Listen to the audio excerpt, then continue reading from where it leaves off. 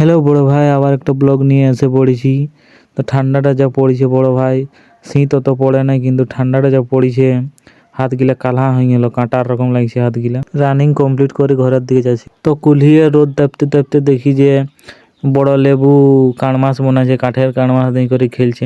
তার সঙ্গে আর একটা ছানা আছে, ওরা খেলায় ব্যস্ত কানমাসে। তো বাঁশের গোড়ায় দাঁড়ায় আছি। এমনিতেও বহুত বাঁশ আছে জীবনে, তাও বাঁশের উপর সাহারা নিয়ে দাঁড়ায় আছে। তো দাঁড়ায় থাকতে দেখতে একটা জিনিস, একটা ভিআইপি গাড়ি ঢুকিছে আমাদের গ্রামে। তো ওই যে আমাদের ক্লাবটা ওঠে, ক্লাবের পাশে এই যে হরি মন্দিরটা, হরি মন্দিরটার পাশে ওই যে পাড়ার মহিলা গিলা বসি আছে, কি ভাষণ দিচ্ছে বুঝতে পারছি নি। তো যতটা শুনি মনে হলো কিছু ভালোর জন্যই বলছে লোকটা, তো সরকার থেকে আসিছে।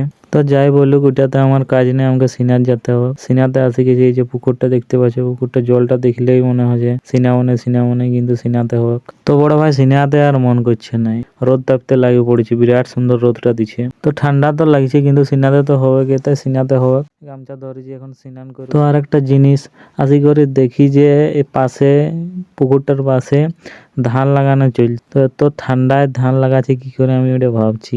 জলটার ভিতরে ঢুকিয়েছে মনে হয় 3-4 ঘন্টা হবে। তো বড় ভাই স্নান টিনান কমপ্লিট, ঘরের দিকে যাবো।